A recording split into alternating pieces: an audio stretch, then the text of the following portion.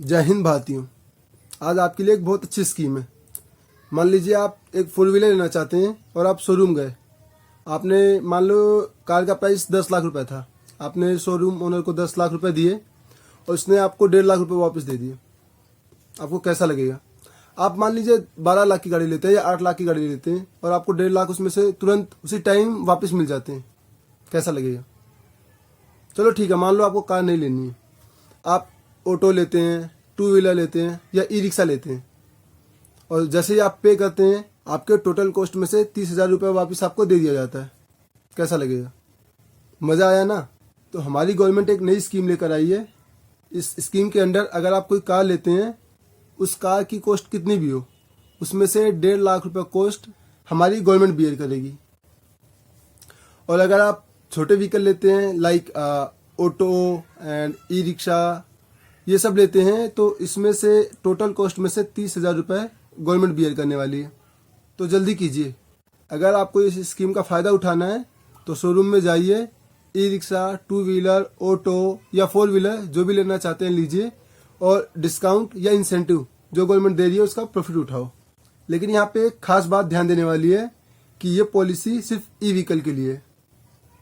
E vehicle से जैसे आप जानते ही होंगे, ई व्हीकल का मतलब होता है इलेक्ट्रिक व्हीकल, इलेक्ट्रिक से चलने वाले व्हीकल या चार्जिंग से चलने वाले व्हीकल। इस पॉलिसी को लाने के पीछे गवर्नमेंट का क्या मोटिव है? तो गवर्नमेंट का मोटिव है पोल्यूशन फ्री एनवायरनमेंट। और अब हम बात करेंगे कि ये पॉलिसी बेसिकली है क्या, और आप जब ये व्हीकल खरीदने जाएंगे तो आपको इसका प्रॉफिट मिलेगा कैसे। तो असल में इस पॉलिसी में 3 तरह की इंसेंटिव दी गई हैं। पहला, अगर आप ई व्हीकल खरीदते हो। दूसरा, अगर आप अपनी पुरानी डीजल या पेट्रोल व्हीकल स्क्रैपिंग करवाते हो तब। और तीसरा, मान लो आपके पास बजट कम है और आप इस ई व्हीकल के लिए लोन लेते हो, तब वहाँ पे भी आपको इंसेंटिव मिलेगा, कुछ छूट मिलेगी। तो सबसे पहले जैसा मैंने आपको बताया कि जब आप खरीदने जाओगे तो आपको डायरेक्ट इंसेंटिव मिलेगा। मान लो आप ई कार खरीदते हैं तो अगर 15 लाख की कार है तो आपको सिर्फ 13.5 लाख पे करने हैं। 10 लाख की कार है तो आपको सिर्फ 8.5 लाख पे करने हैं, बाकी 1.5 लाख गवर्नमेंट पे करेगी।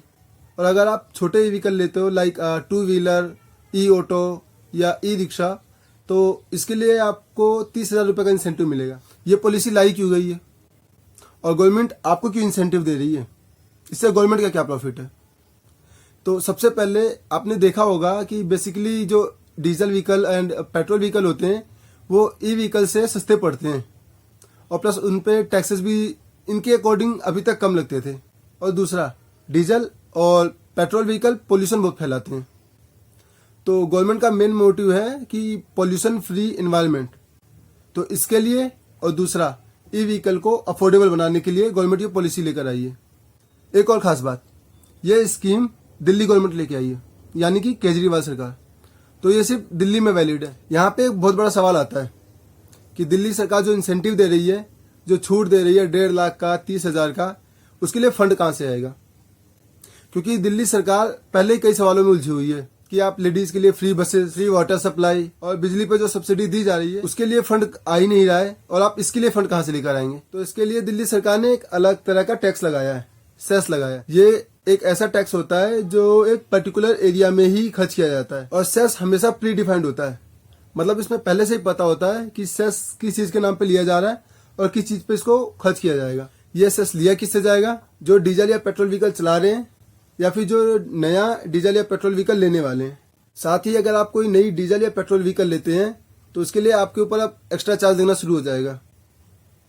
और गवर्नमेंट एक अलग तरह से फी लेके आई है, कंजेशन फी, यानी एक्स्ट्रा चार्ज। और लग्जरी कार्स पे ये चार्ज तो और ज़्यादा लगेगा।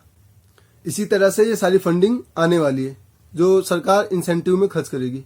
यहाँ पे दिल्ली सरकार ने एक नया टारगेट सेट कर लिया है कि 2024 तक जितने भी व्हीकल रजिस्टर्ड होंगे उसमें से 25% ई व्हीकल ही रजिस्टर्ड होंगे। हालांकि अभी ये परसेंटेज 0.2 है। साथ ही सरकार ने एक और टारगेट सेट किया है, ये जितनी भी डिलीवरी सर्विसेज है ना, like food Panda, Zomato, Swiggy and courier services भी जो हैं, लगभग 50% व्हीकल को 2023 तक और 100% व्हीकल को, 100% व्हीकल को 2025 तक ई व्हीकल से कन्वर्ट कर देंगे, एक्सचेंज कर देंगे। और अब बात करते हैं दिल्ली की बसों की, यानी डीटीसी की। तो सरकार ने उसके लिए भी एक टारगेट सेट कर लिया है कि 2023 तक डीटीसी की जितनी बसें हैं उसमें से 50% बसें इलेक्ट्रीफाइड होंगी, यानी ई बसेस चलेंगी। और इसकी शुरुआत सरकार ने अब तक शुरू भी कर दी है। 2020 के एंड तक 1000 बसें आपको दिल्ली की रोडों पे दिखना शुरू हो जाएंगी। अब बात करते हैं दूसरे तरह के इंसेंटिव पे, यानी स्क्रैपिंग पे जो सरकार इंसेंटिव देने वाली है वो कैसे देगी। अगर मान लो आपके पास पुराना कोई डीजल या पेट्रोल व्हीकल है और वो बहुत ज्यादा पोल्यूशन फैला रहा है, आप उसको स्क्रैप करवाना चाहते हैं, तो अभी तक ऐसा होता था कि स्क्रैपिंग करने पर या तो आपको कुछ नहीं मिलता था या फिर बहुत ज्यादा कम पैसे मिलते थे। लेकिन अगर अब आप मार्केट जाएंगे अपना व्हीकल स्क्रैप करवाने, तो इसमें सरकार आपको इंसेंटिव देगी। बेसिकली अगर आप डीजल या पेट्रोल कार को स्क्रैप करा के नया ई व्हीकल लेते हैं तो उसमें इस इंसेंटिव का फायदा हो सकता है। हाँ, हमारे दिल्ली के सीएम का कहना है, श्री अरविंद केजरीवाल जी का, कि दिल्ली भारत का पहला और इकलौता ऐसा राज्य है जो ऐसी पॉलिसी लेकर आया है जो आपको स्क्रैपिंग तक पे भी इंसेंटिव दे रहा है। लेकिन आपको क्या लगता है, सिर्फ ई व्हीकल लाने से समस्या सोल्व हो जाएगी? ई व्हीकल आएंगे तो उनके लिए चार्जिंग स्टेशन भी लगाना पड़ेगा, तो इसके लिए भी सरकार ने व्यवस्था कर रखी है। सरकार का कहना है कि हमने अभी से काम कर दिया है 200 चार्जिंग स्टेशन लगवाने का। सरकार ने तो यहाँ तक ही निर्धारित कर रखा है कि आने वाले टाइम में वो हर 3 किलोमीटर पे एक चार्जिंग स्टेशन प्रोवाइड करवाएगी। इस पॉलिसी का ओवरऑल एम क्या था? इस पॉलिसी का पहला ओवरऑल एम था पोल्यूशन फ्री एनवायरनमेंट, और दूसरा कोविड-19 या कोरोना की वजह से जो मार्केट डिमांड गिर गई थी उस मार्केट को ऊपर उठाना। एक बात और, अगर हमारी प्यारी दिल्ली में पोल्यूशन लेवल इतना हाई नहीं होता तो शायद ही ई व्हीकल कभी रोड पे इस तरीके से देखने को मिलती, इतने बड़े लेवल पे, और उसको अफोर्ड करना इतना आसान होता। ये तो और अच्छी बात है। तो यहाँ आपदा को अवसर में बदला गया है, तो आप भी इस आपदा को अवसर में बदलो और 30,000 या 1.5 लाख जितना प्रॉफिट आपको उठाना है उठाइए और एक गाड़ी अपने घर ले ही आइए।